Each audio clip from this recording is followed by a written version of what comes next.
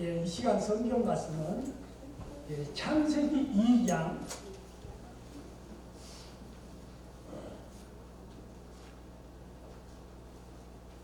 창세기 2장 4절부터 7절 말씀까지 보시겠습니다.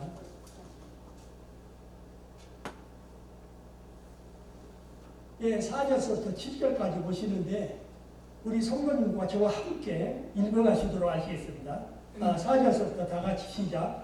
이것이 천지가 창조될 때 하늘과 땅의 내력이니 여호와 하나님이 땅과 하늘을 만드시던 날에 여호와 하나님이 땅에 비를 내리지 아니하셨고 땅을 갈 사람도 없었으므로 들에는 초목이 아직 없었고 밭에는 채소가 나지 아니하였으며 안개만 땅에서 올라와 온 지면을 적시었더라. 여호와 하나님이 땅의 흙으로 사람을 지으시고 생기를 그 코에 불어 넣으시니 사람이 생명이 되니라. 아멘.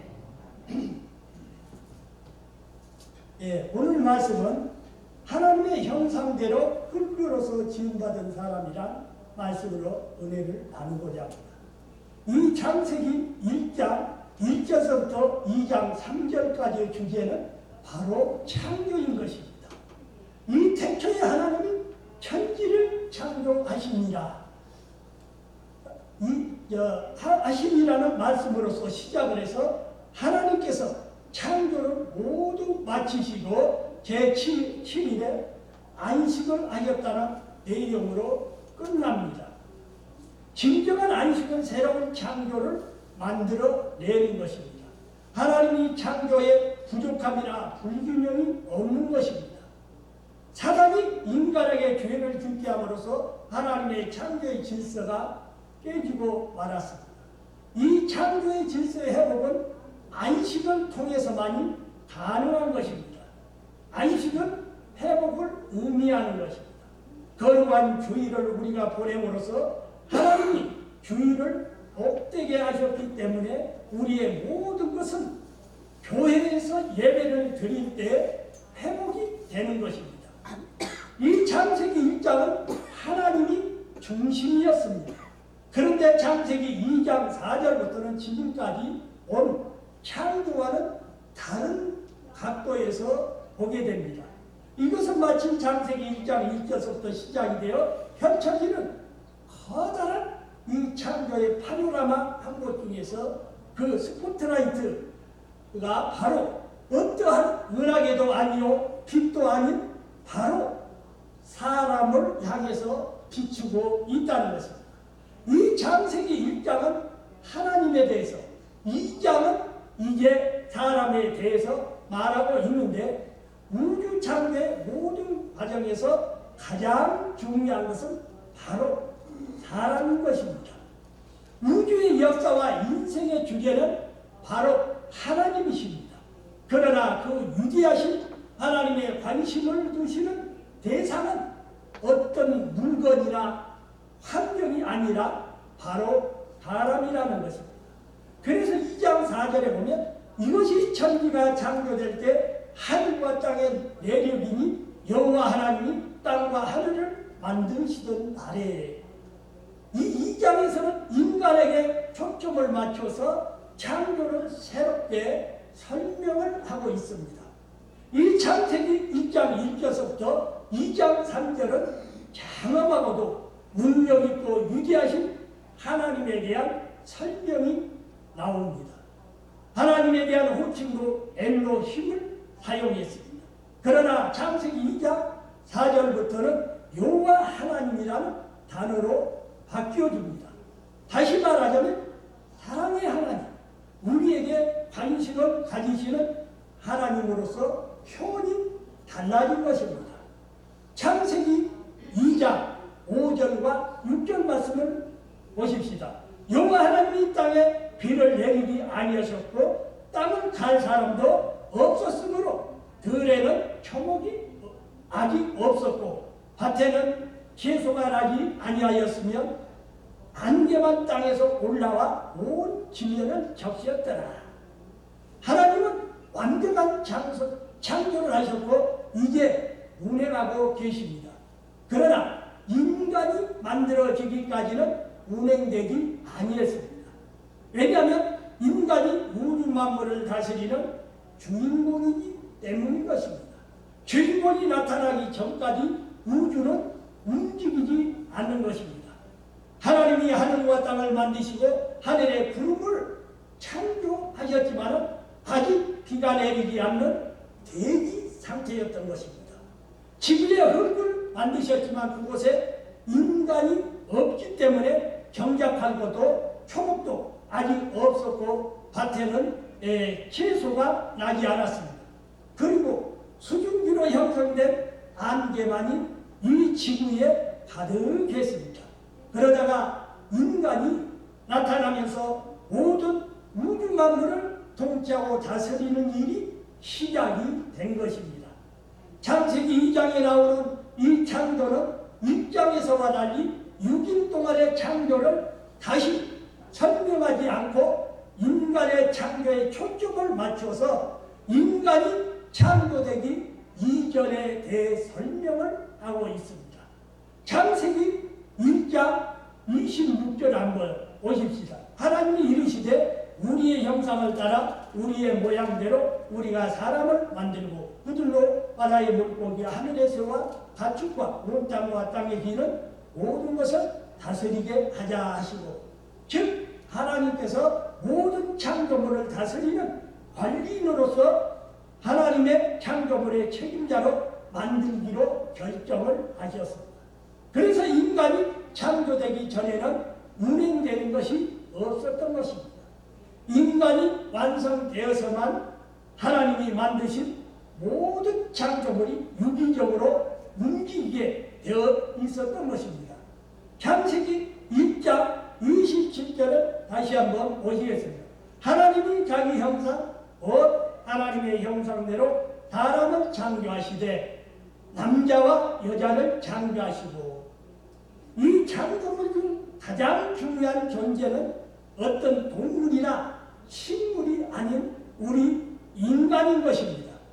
하나님은 인간을 아주 귀하게 생각하십니다. 하나님은 인간을 하나님처럼 생각해 주신다는 것입니다. 우리는 동물과도 비교될 수가 없는 아주 귀한 존재라는 것입니다. 하나님은 우리를 이 세상의 관리인으로서 산 고귀한 존재로 만들어 주셨습니다. 인간이 하나님의 형상을 따라 만들어졌다는 것입니다. 인간이 하나님의 형상으로 지으심을 받았다는 이 사실에 대해서 여러분들은 믿으십시오. 자식이 아버지를 닮듯이 인간은 하나님을 닮았습니다. 왜냐하면 하나님의 형상이 인간 안에 있기 때문인 것입니다. 그러므로 사람들이 우리를 보고 하나님을 느낄 수 있게 되기를 바랍니다. 하나님은 자기 형상대로 사람을 창조하시되 남자와 여자로 창조를 하셨다는 것입니다. 하나님은 인간을 한 가지 성으로 만드시지 않고 남자와 여자로 만드셨습니다. 남자는 남자이고 여자는 여자인 것입니다. 남자와 여자의 생김새나 기능이 다른 것이 하나님의 창조의 원리인 것입니다. 그런데 인간이 타락한 후에 남자와 여자의 성을 오늘날 얼마나 혼란스럽게 만들었는지 모릅니다. 함산이 앞에서 무너지고, 창세기 2장 7절은 창세기 1장 27절과 연결해서 인간의 본질에 대해 설명을 하고 있습니다. 창세기는 1장에서 창조의 대략을 설명한 후에 2장 이 초반부에서는 인간이 창조되기 전에는 아무것도 운행되지 않았으며 온 우주는 인간이 창조되기를 기다리고 있었다고 말합니다. 그 인간은 하나님이 어떻게 구성하셨는지가 창세기 2장 7절에 나오는 것입니다. 거기 말씀에 보면 여호와 하나님이 땅의 흙으로 사람을 지으시고 생기를 그 코에 불어 넣으시니 사람이 생명이 되니라. 인간의 몸은 흙으로 만들어졌습니다. 흙은 땅에서 오는 물질인 것입니다. 먼지, 티 흙이라고도 말할 수가 있는 것입니다. 돌의 가들이 흙으로 작품을 만들듯이 하나님께서 인간을 흙으로 만드셨습니다. 우리가 건강할 때는 인간이 흙으로 만들어졌다는 사실들을 자각하지를 못합니다. 우리는 흙으로 된 몸에 향수도 뿌리고 좋은 아름다운 옷들도 거칠 것입니다. 그러나 우리는 기억하십시오. 인간은 흙이라는 것입니다. 영 건강할 때는 자신의 육체가 흙으로 만들어졌다는 이 사실을 몰랐지만은 심한 고통을 그가 당하게 됐을 때 그 사실에 대해서 묵상을 했습니다. 욥기서 4장 19절은 인간을 가리켜서 하물며 흙집에 살며 뒷굴로 터를 삼고 하루살이 앞에서라도 무너질 자라고 말했습니다. 그렇습니다. 인간은 하루살이 앞에서 무너지고 죽으며 뒷굴로 돌아가는 존재인 것입니다. 또 욥기서 10장 9절을 보면 욥은 기억하옵소서 주께서 내 몸 지으시기를 흙을 묻히듯이 하였거늘 나를 다시 뒷굴로 돌려보내려 하시나이까 라고 이렇게 말했습니다. 이렇듯 인간은 죽음이 가까우면 자신이 흙이라는 사실을 인정을 하게 됩니다. 그러나 우리는 부활할 때 새 몸을 입게 된다는 것입니다. 고린도전서 15장 47절에 보면 첫 사람은 땅에서 났으니 흙에 속한 자이거니와 둘째 사람은 하늘에서 나셨느니라. 예수님과 우리와의 차이점은 우리는 흙에서 왔고 예수님은 하늘에서 오셨다는 것입니다. 우리는 인간이 흙이라는 사실을 깨닫고 살아야 합니다. 그러나 우리는 비록 흙이지만 하나님의 생명을 가진 존재라는 것입니다. 창세기 2장 7절을 보면 하나님이 흙으로 사람을 지으시고 하나님의 생명을 그 코에 불어 넣어주셨습니다. 그러므로 인간은 단순히 흙이 아니라 하나님의 생명을 가진 존재인 것입니다. 인간의 육신은 흙이므로 세상과의 통로인 것입니다. 그래서 우리는 배고프면 밥을 먹어야 하고 피곤하면 잠을 자야 합니다. 그것을 부인할 수가 없는 거죠. 한편 사람이 떡으로만 살 것이 아니오 하나님의 입으로부터 나오는 모든 말씀으로 살 것입니다. 마태복음 4장 4절의 이 말씀은 인간의 육신은 떡으로 살고 인간의 영은 하나님의 말씀으로서 산다는 의미인 것입니다. 육신이 세상과 물질을 연결하는 통로라면 생명과 영은 하나님과 연결하는 통로라는 것입니다. 하나님은 물질인 인간에게 하나님의 영을 넣어주셔서 하나님이 거하실 공간을 만드셨습니다. 흙과 사람, 하나님의 생김, 성령으로 만들어진 존재를 생명이라고 부릅니다. 생명이 곧 사람입니다. 하나님이 영과 흙으로 만들어진 한 가지로 이 사람인 것입니다. 물질에 하나님이 영이 들어간 것이 바로 생명인 것입니다.